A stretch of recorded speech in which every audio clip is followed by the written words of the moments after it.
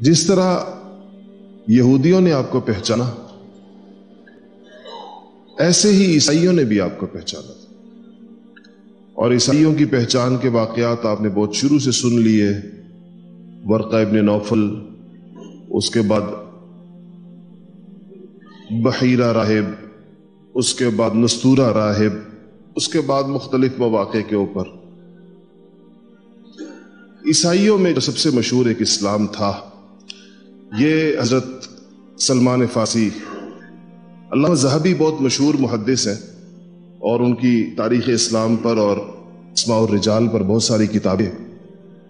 تو ذہبی کہتے ہیں کہ جتنے اقوال سلمان فارسی کی عمر کے بارے میں ہیں، یعنی بعض مورخین کہتے ہیں کہ سلمان فارسی نے حضرت عیسیٰ علیہ السلام کا زمانہ دیکھا، تو حضرت عیسیٰ علیہ السلام تو پونے 600 برس پہلے، تو بہت بڑی عمر بندی ہے۔ بعض کہتے ہیں نہیں، عیسیٰ علیہ السلام کا نہیں دیکھا، ان کے جو حواری تھے، یعنی براہ راست جو صحابہ تھے عیسیٰ علیہ السلام کے، ان کا زمانہ دیکھا ہے۔ کچھ لوگ کہتے ہیں 300 سال عمر تھی، کچھ کم و بیش۔ علامہ ذہبی کی رائے یہ ہے کہ یہ عمر جو تھی جناب سلمان فارسی کی 250 برس کم سے کم بالاتفاق، یہ سب لوگوں کا اس پہ اتفاق ہے کم و بیش کہ 250 برس عمر جناب سلمان فارسی کی ہوئی۔ اچھا، ان کو سلمان ان کا نام ہے، ان کو سلمان الخیر بھی کہتے ہیں، یعنی سراپا خیر، جس کو اللہ جل شانہ نے بہت خیروں سے نوازا۔ ایک آتش پرست گھرانے میں پیدا ہونے کے باوجود اللہ پاک نے ان کو زمانے کی جو بھی ہدایت کی شکلیں تھیں ان ساروں تک ان کی رسائی ہوئی۔ تیسری جو ان کی وجہ شہرت ہے وہ یہ ہے کہ غزوہ خندق میں جو خندق کھودی گئی تھی وہ آپ کی تجویز کے اوپر، آپ مشورے کے اوپر کھودی گئی تھی۔ ابو سفیان رضی اللہ تعالیٰ عنہ جو اس وقت مسلمان نہیں ہوئے تھے، عرب کے ذہین ترین لوگوں میں ان کا شمار ہوتا تھا۔ یہ خاندان ذہین لوگوں کا ہے، بہت جنگی مہارتوں کو سمجھنے والے، ان کے والد بھی، ان کے دادا بھی، پھر ان کے بیٹوں میں سیدنا امیر معاویہ رضی اللہ تعالیٰ عنہ حکمت، فراست اور سیاست کے امام تھے۔ تو جب انہوں نے ان کو دیکھا، خندق دیکھی تھی سفیان نے، ابو سفیان رضی اللہ تعالیٰ عنہ، تو انہوں نے اس وقت یہ کہا تھا کہ یہ جنگ کا کوئی عربی طریقہ نہیں ہے، یعنی عرب اس طرح کی جنگ نہیں کرتے، خندق کھودنا یہ کوئی عجمی طریقہ کار ہے۔ سلمان فارسی رضی اللہ تعالیٰ عنہ نے اپنے اسلام لانے کی داستان کو خود بیان کیا، اور ایک کی اور وجہ شہرت کہہ لیں یا ایک بات جن کے بارے میں آتی ہے کہ جب عرب میں ہر کوئی اپنے باپ دادا یا قبیلے کا ذکر کیا کرتا تھا کہ میں فلاں کا بیٹا ہوں، میں فلاں کا بیٹا ہوں، تو سلمان اپنی نسبت بس اسلام کی طرف کرتے تھے۔ ان کا مشہور جملہ ہے کہ میں اسلام کا بیٹا ہوں، تو وہ اپنی کوئی ان کے پاس اس طرح ذکر کرنے کے لیے، حالانکہ ان کے والد خود ان کی روایت کے مطابق بڑے مالدار آدمی تھے، اپنے گاؤں کے، اپنے علاقے کے، بڑے مذہبی اعتبار سے بھی اور دنیاوی اعتبار سے بھی بڑے معروف آدمی تھے۔ سلمان رضی اللہ تعالیٰ عنہ فرماتے ہیں کہ میں فارس کا رہنے والا تھا، اس لیے فارسی کہلاتے ہیں، اور میرے والد صاحب جو تھے وہ ہم ایک آتش پرست گھرانے کے سے ہمارا تعلق تھا، مجوس کہتے ہیں ان کو، مجوسی تھے مذہباً، اور کہتے ہیں کہ ہمارا ایک آتش کدہ تھا، اور وہ اس میں آتش پرستوں میں یہ بات بڑے فخر کی سمجھی جاتی ہے کہ اپنے آتش کدوں کی آگ بجھنے نہ دیں، کیونکہ آگ کی پوجا کرتے ہیں، تو آگ بجھ گئی تو گویا کہ ان کا خدا بجھ گیا، تو آگ ہمیشہ جلائے رکھتے ہیں۔ اور بعض ایسے آتش کدے تھے جن میں سینکڑوں ہزاروں سالوں سے آگ جل رہی تھی، مستقل اس میں آگ کا اہتمام ہوتا تھا۔ تو وہ کہتے تھے کہ میرے باپ نے مجھے، ہمارا ایک اپنا آتش کدہ تھا اور مجھے میرے باپ نے اس کا نگران اور محافظ بنایا ہوا تھا، میری ذمہ داری یہ بھی تھی کہ اس میں آگ بجھنے نہ دی جائے۔ کہنے لگے کہ میں ایک دن جا رہا تھا کہیں پر، اور تو مجھے رستے میں ایک کلیسا نظر آیا، گرجا نظر آیا، تو میں نے دیکھا کہ اندر کوئی آوازیں آ رہی ہیں، تو میں اندر گیا تو وہ نصارہ کا ایک معبد تھا، اور وہ لوگ اس میں بیٹھے ہوئے کوئی اپنی عبادت کر رہے تھے، نماز میں مشغول تھے، جو زمانے کی نماز تھی۔ تو کہنے لگے کہ مجھے ان کی عبادت بڑی پسند آئی، اور میں نے تو صرف آگ کی عبادت دیکھی تھی، پہلی دفعہ میں کوئی اور عبادت دیکھ رہا تھا کہ اللہ کی عبادت ہو رہی ہے۔ تو ظاہر بات ہے یہ نبی کریم صلی اللہ علیہ وسلم کی تشریف آوری سے بہت پہلے کا زمانہ ہے. تو کہتے ہیں میں وہاں ان کے ساتھ بیٹھ گیا اور ان سے میں نے پوچھا کہ یہ کیا دین ہے. تو انہوں نے میں کچھ اپنے دین کی تفصیلات بیان کی. تو کہنے لگے میں جب گھر واپس آیا تو میرے والد نے مجھ سے پوچھا کہ تم کہاں رہ گئے. میں نے کہا کہ میں ایک لوگوں کے پاس گیا تھا اور ان کا دین میں نے دیکھا اور ان کا دین ہمارے دین سے بہتر ہے. تو میرے والد صاحب کو بہت سخت افسوس ہوا کہ ہمارے گھر کے اندر بے دین بندہ پیدا ہو گیا. اور انہوں نے کہا کہ میرے والد نے کہا کہ ہرگز نہیں، ہمارا دین جو ہے وہ نصارہ کے دین سے بہتر ہے. میں نے پھر تھوڑا اس پر کوئی بات کی تو انہوں نے اس کے اوپر میرے والد صاحب نے مجھے بیڑیاں ڈال کر قید کر دیا گھر کے اندر، اس خیال سے کہ دوبارہ نہ نکلے ان کی جانب. تو کہتے ہیں کہ میں نے ان پادریوں سے کہہ لیں یا جو بھی وہاں پر راہب تھے، ان راہبوں سے میں نے یہ پوچھا تھا کہ تمہارے دین کا مرکز کہاں ہے. تو انہوں نے کہا کہ ہمارے دین کا جو مرکز ہے اور ہمارے بڑے لوگ ہیں وہ ملک شام میں ہوتے.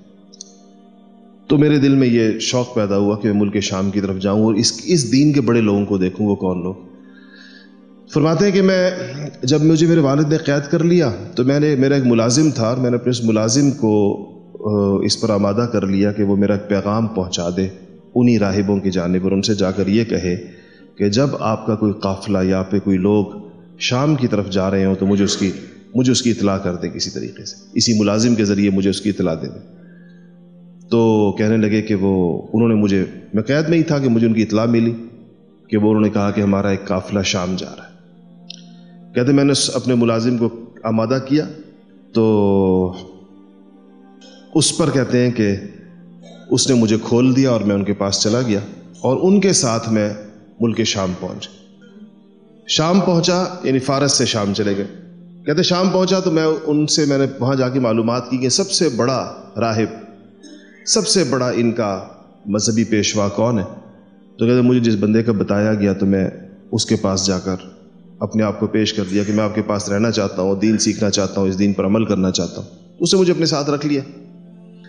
سلمان کہتے ہیں کہ وہ بندہ کوئی صحیح آدمی نہیں تھا. بظاہر وہ راہب تھا، دنیا سے بے رغبت تھا اور در حقیقت وہ بہت بڑا دنیا دار تھا. تو کہتے ہیں میں وہیں پر تھا کہ اس کا انتقال ہوا اور لوگ آئے اس کے پاس. تو میں نے لوگوں سے کہا کہ تم جس کو بہت بڑا راہب سمجھتے ہو اور تم اس کو پیسے دیا کرتے تھے خرچ کرنے کے لیے اللہ کے رستے میں، وہ سارے پیسے جمع کرتا تھا اور سارا سونا چاندی جمع کرتا تھا. تو میں نے ان کو بتایا کہ اس کوٹھڑی کے پیچھے ایک کوٹھڑی ہے، اس کو کھودو، اس کے اندر مٹکے پڑے ہوئے ہیں. چونکہ میں تو ساتھ رہتا تھا، مجھے پتا تھا اس کے اندر مٹی کے مٹکوں کے اندر وہ ساری دولت پڑی ہوئی ہے جو مختلف وقتوں میں لوگوں نے اس کو اللہ کے لیے دی تھی، وہ اس نے اپنی خزانہ بنایا ہوا تھا.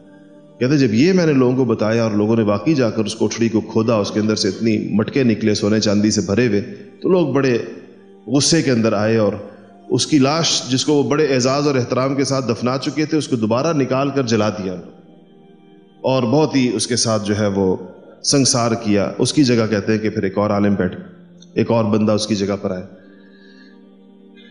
سلمان رضی اللہ تعالیٰ عنہ فرماتے ہیں کہ اب جو بندہ اس کا آیا، اس کا جو جانشین تھا، کہتے ہیں وہ انتہائی نیک، عبادت گزار اور زاہد اور حقیقی معنوں کے اندر ایک راہب تھا.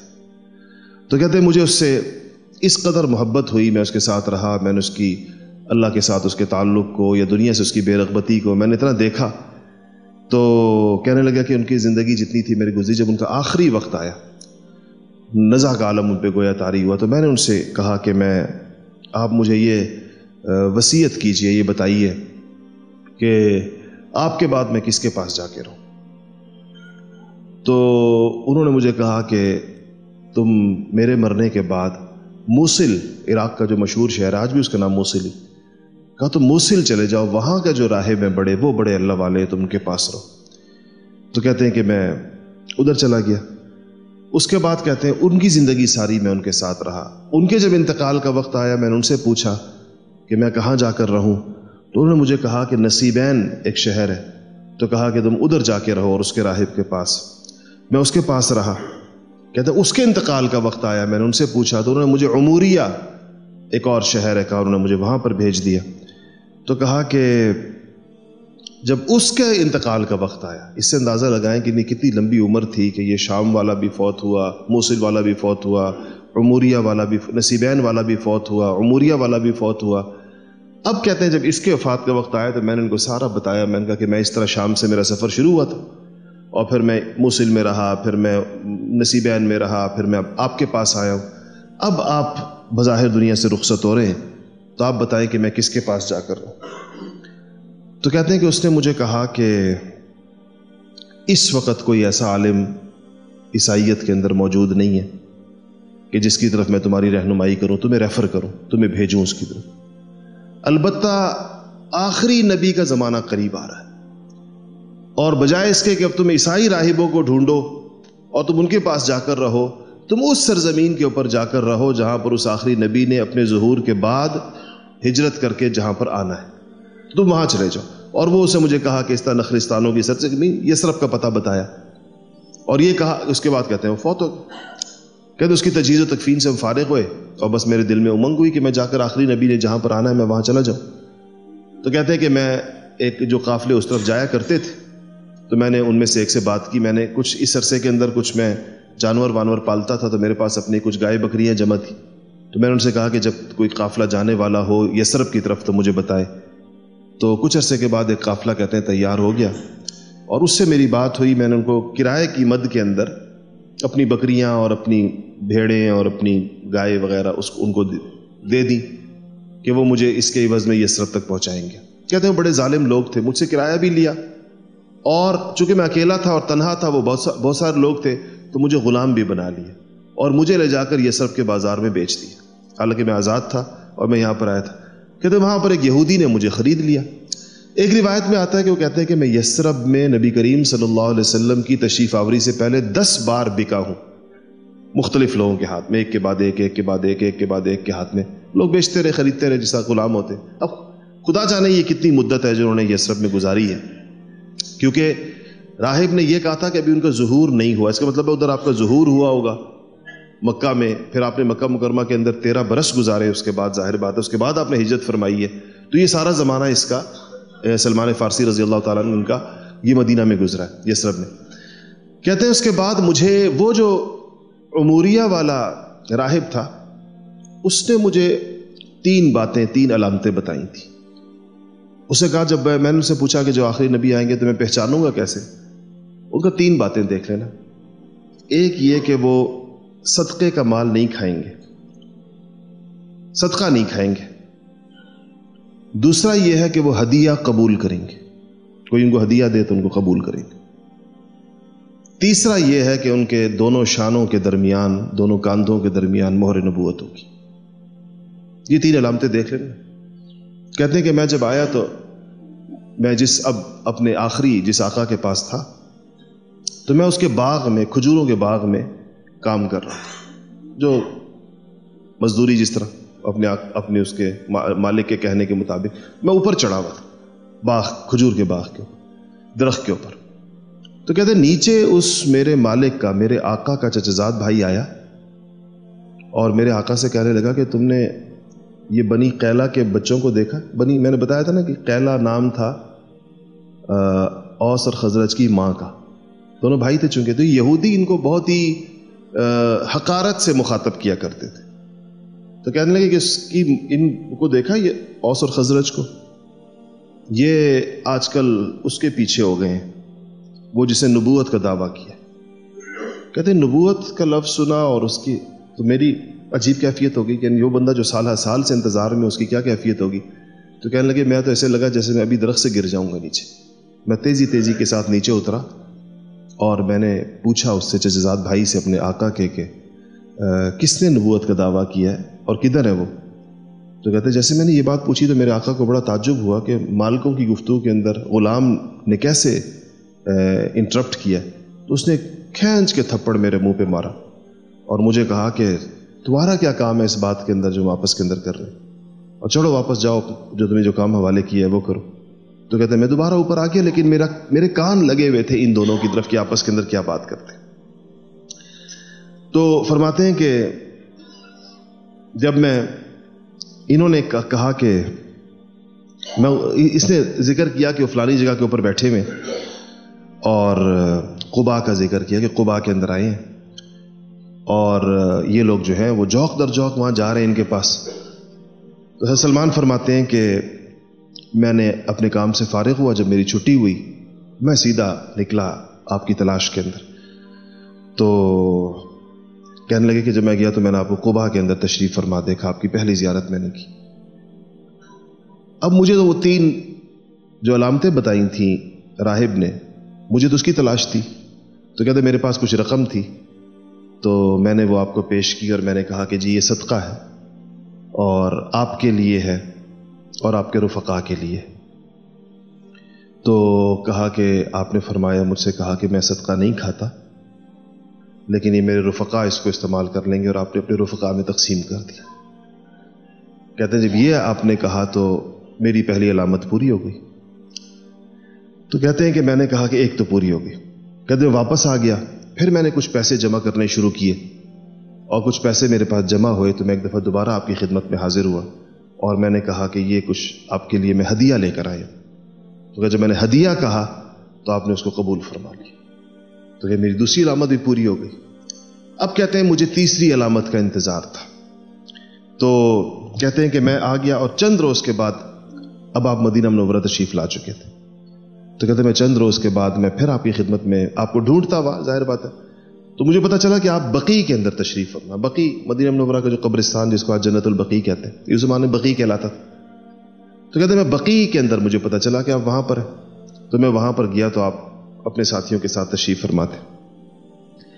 کہنے لگے کہ میں تو چونکہ اب تیسری علامت کی مجھے تلاش تھی، مہر نبوت کی، تو میں ایسے پیچھے کی طرف سے آیا کہ آپ کے مونڈھے میں دیکھ سکوں. آپ نے چادر پہنی ہوئی تھی تو میں نے کہا کوئی شاید گفتگو کے دوران آپ کے کندھے سے چادر ڈھلک جائے گی تو میں دیکھوں گا مہر نبوت ہے یا نہیں.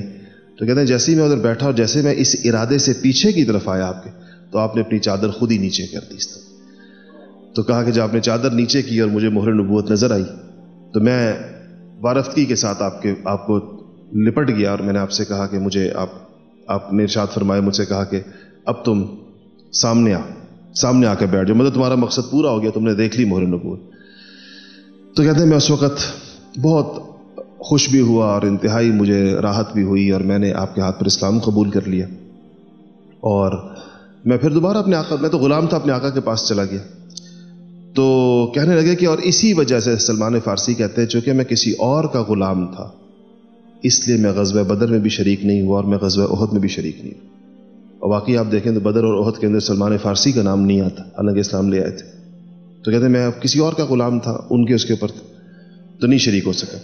کہتے ہیں ایک دن مجھے نبی کریم صلی اللہ علیہ وسلم نے مجھے فرمایا کہ سلمان تم اپنے آقا سے کتابت کر لو. کتابت کا مطلب یہ ہوتا ہے کہ اپنے آقا سے یہ معاہدہ کرنا کہ میں اتنا پیسے تمہیں دے دوں گا یا کتنے پیسے تم لوگے کہ مجھے آزاد کر دو. تو جو آقا یہ بات مان جائے اور ایک خاص رقم اس کے اوپر متعین کر دے، اس رقم کو بدلے کتابت کہتے ہیں. ایسے غلام کو مکاتب کہتے ہیں اور اس عمل کو کتابت کہتے ہیں. وہ اصل میں چونکہ لکھا جاتا تھا یہ معاہدہ تو کتاب سے لکھت سے یہ کتابت کا لفظ مشہور. تو آپ صلی اللہ علیہ وسلم نے فرمایا کہ سلمان تم اپنے آقا سے کتابت کر لو، مکاتبت کر لو. تو کہا کہ میں نے اپنے آقا سے بات کی تو اس نے مجھے کہا کہ تم مجھے 40 اوقیہ، ایک بڑی مقدار ہے سونے کی، وزن کی، کہا کہ 40 اوقیہ سونا دو گے اور 300 درخت کھجور کے لگاؤ گے اور ان کو پالو گے، بڑا کرو گے، جب ان پر پھل لگ جائے گا تو تم آزاد ہو جاؤ. کہ یہ میری شرط ہے تمہارے ساتھ. 300 درخت لگاؤ گے بھی صحیح، پالو گے، بڑا کرو گے، پہلا پھل جس دن ان پر لگ جائے گا اور 40 اوقیہ سونا تو مجھے دے چکے ہوگے، تم آزاد ہو جاؤ. کہتے ہیں میں نے کہا ٹھیک ہے. میں آیا اور آپ صلی اللہ علیہ وسلم کو میں نے کہا رسول اللہ مجھے اس نے یہ کہا ہے. آپ نے کہا ٹھیک ہے. صحابہ سے آپ نے کہا سلمان کی مدد کرو، 300 درخت اکٹھے کرو. تو کہا کہ کسی نے مجھے 10 پودے دے دیے، کسی نے 15 دے دیے، کسی نے 20 دے دیے اور ان سارے صحابہ نے مجھے 300 درخت اکٹھے کر کے دے دیے. تو کہا کہ مجھے حضور نے فرمایا سلمان جاؤ اب ان 300 درختوں کے لیے گڑھے تیار کرو اور ان میں پودا میں خود آ کے رکھوں گا. تو کہتے ہیں کہ میں نے گڑھے تیار کیے اور جب تیار ہو گئے تو میں آپ کی خدمت میں حاضر ہوا. میں نے کہا رسول اللہ گڑھے تیار ہو گئے تو آپ میرے ساتھ تشریف لے کر گئے اور کہا کہ آپ نے پودے خود ان گڑھوں کے اندر سارے کے سارے رکھے اور کہنے لگے کہ آپ کے رکھنے کی برکت تھی کہ اسی سال ان پودوں پہ پھل لگ گیا، بجائے سے کہ وہ کئی سالوں کے بعد بڑے ہوتے، کہا کہ اسی سال وہ بڑے ہوئے اور اسی سال ان کے اوپر پھل لگ گئے، اور میری شرط پوری ہو گئی میرے اس بندے کے ساتھ جو میں نے طے کیا تھا۔ پھر کہتے ہیں کہ اب وہ رہ گئے 40 اوقیہ، تو کہنے لگے ایک دن حضور اکرم صلی اللہ علیہ وسلم کی خدمت میں کہیں سے ایک انڈے کے برابر سونے کی کوئی ٹکڑا، سونے کا ایک پیس ایسے انڈے کی شکل کا آئے، تو کہا کہ آپ نے مجھے کہا کہ سلمان کدھر ہے؟ میرا پوچھا سلمان کدھر ہے؟ تو لوگوں نے مجھے بلایا کہ حضور تمہیں یاد کر رہے ہیں، تو آپ نے فرمایا سلمان یہ سونا جا کے دے دو، تو یہ تمہارے، تو میں نے کہا کہ یا رسول اللہ تو 40 اوقیہ ہے جو اس کو میں نے دینا ہے، یہ مقدار مجھے بہت کم لگی۔ تو آپ نے کہا لے تو جاؤ اس کے پاس۔ کہنے لگے میں ان کے پاس لے گیا اور میں نے کہا پتہ نہیں کتنا ہوگا اور اب کتنا باقی رہ جائے گا، تو میرے آقا نے اس کو تولا تو وہ 40 اوقیہ تھا۔ سلمان کو اس پہ بھی حیرت تھی کہ یہ 40 کیسے ہو گیا، دیکھنے کے اندر وہ 40 نہیں لگ رہا، تو کہنے لگے کہ یہ دوسری چیز بھی اللہ پاک نے اس کی پوری کر دی اور اس دن سے میں آزاد ہوں۔ تو یہ صحیح ہے، حضرت سلمان فارسی رضی اللہ تعالیٰ عنہ کا جو اسلام ہے وہ اس طریقے کے ساتھ پھر ساری عمر باقی آپ کی حضور اکرم صلی اللہ علیہ وسلم کے ساتھ گزری، آپ کے بعد بھی زندہ رہے۔ اسی لیے اس عمر پر علامہ ذہبی کے بقول سلمان فارسی کی 250 سالہ عمر کے اوپر سارے مورخین کا اتفاق ہے کہ 250 سال کی عمر ان کو ضرور ملی ہے۔